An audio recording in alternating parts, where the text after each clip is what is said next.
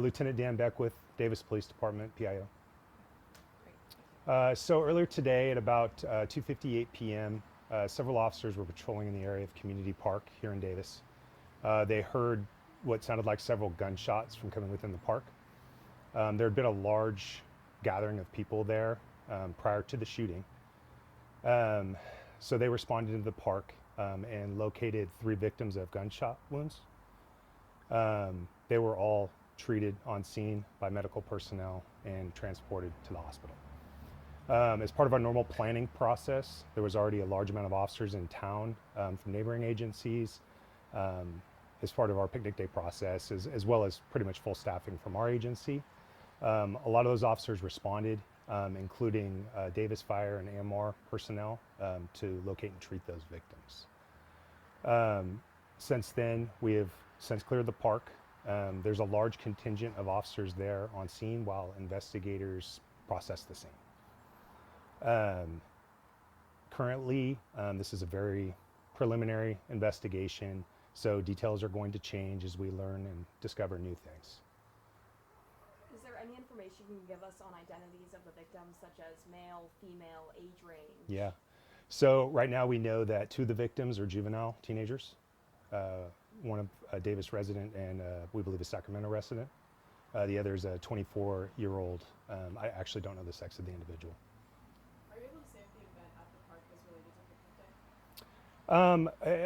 day? It's unsure, but it's assumed. I mean, there's large gatherings all over the city. That's very common for today. It's just part of the culture of the event. Suspect still on the loose?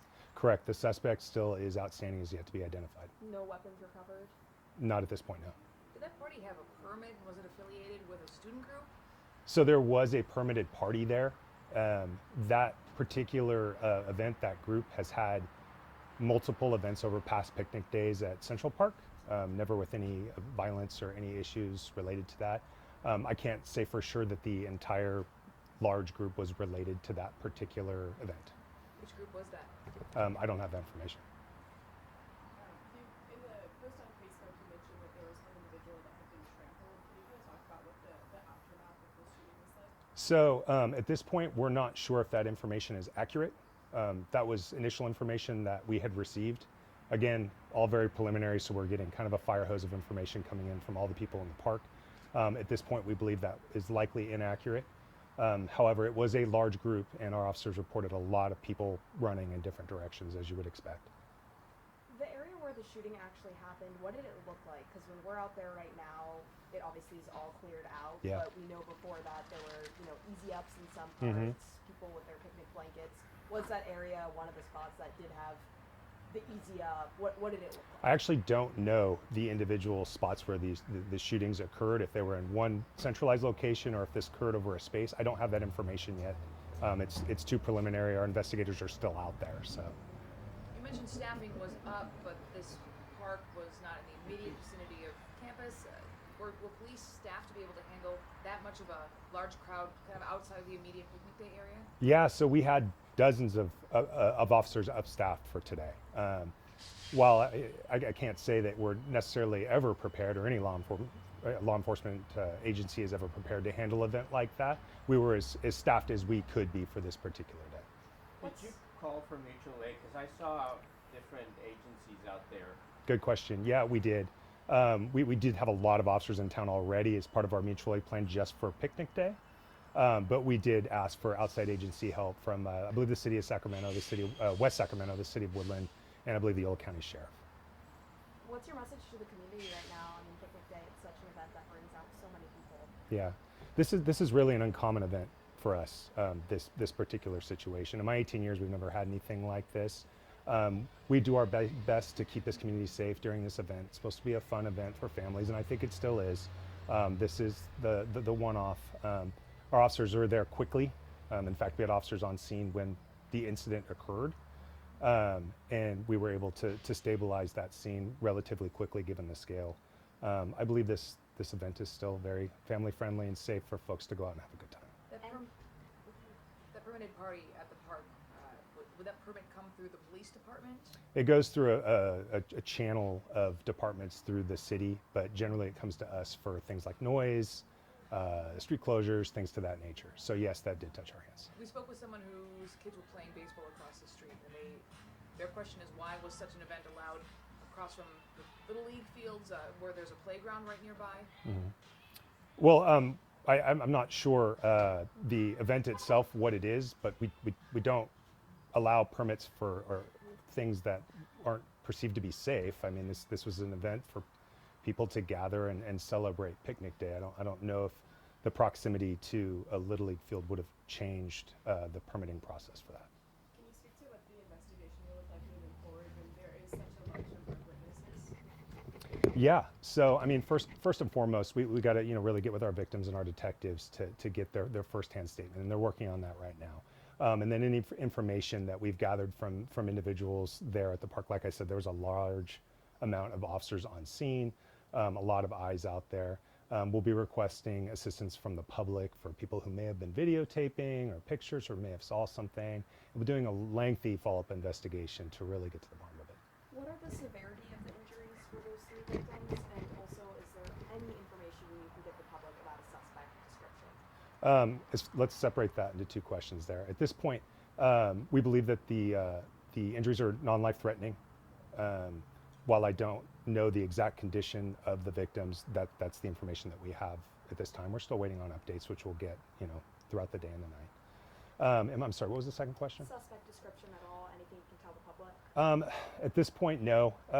It was, we called a fire hose of information. You have a whole lot of people out there who are scared and they're calling the police, and we're getting a lot of conflicting information that all came in at once. So again, this is very preliminary, and what our detectives and our officers are out there doing is really trying to find, a congruent indication of what actually happened and who was involved. You mentioned the fire hose of information, but is there any indication at this point that this started with a brawl, or was there more than one shooter perhaps? At this point, it's unknown. Again, it's so preliminary, and people are running in different directions. That's why we have to go back and really do a thorough investigation. Does it make a difference that this happened within the safety enhancement zone that was established for Picnic Day? The safety enhancement zone is really specifically targeting municipal code type things and infraction-based crimes that are like drinking, possession of alcohol, other nuisance type crimes, really. So no, this doesn't have anything to do with this crime, unfortunately. You mentioned the one piece of information that came out earlier was inaccurate. Could you repeat what that was? Yeah, so initially we had received information that someone had been trampled during the initial shooting when people were running. At this point, we believe that information may be inaccurate. We have no reports of any victim anywhere who had been trampled. Are you going to be monitoring, of course, hospitals to see if there are additional victims? Yes, and that's something we do very early on, and we have been since. We heard a report that potentially there were 2 groups of folks involved, that they were not shooting at each other, and one might have had an assault rifle. Is that something that you're looking into?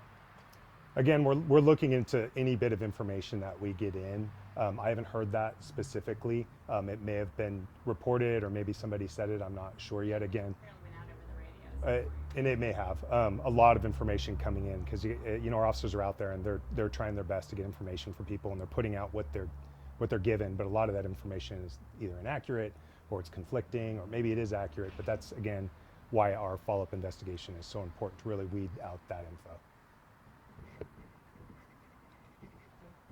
Do you have anything else? We had heard from some witnesses that they didn't think there was a shooting, that they thought it was fireworks. Were there fireworks going off in that area? So I did hear initially that someone had reported that it was fireworks. However, at the time that our officer was hearing these things and receiving that information, we were getting a phone call of someone who had been shot. So it was pretty clear to us that in fact what was a gun shooting.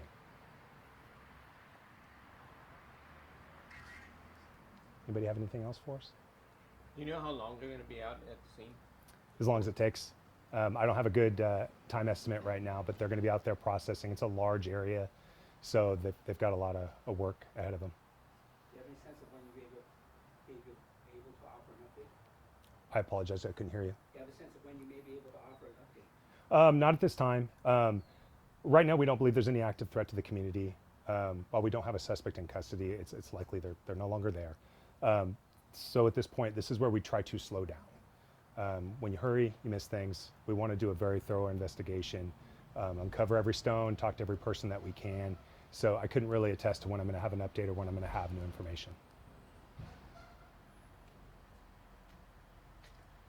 I'm sorry. On the, you probably might have already said this. That's about okay. The victims, you said 2 of them were juveniles. Correct. Are they teens? Yes, Kids? teenaged.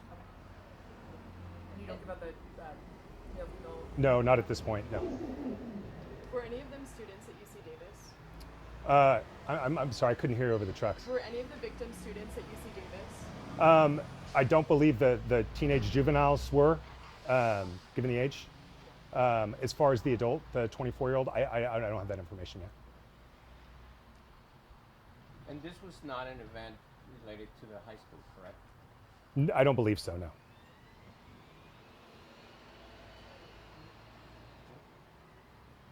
Everybody good? Yeah. Great. Thank you. All right, guys, thank you. Thank you very much. Yeah.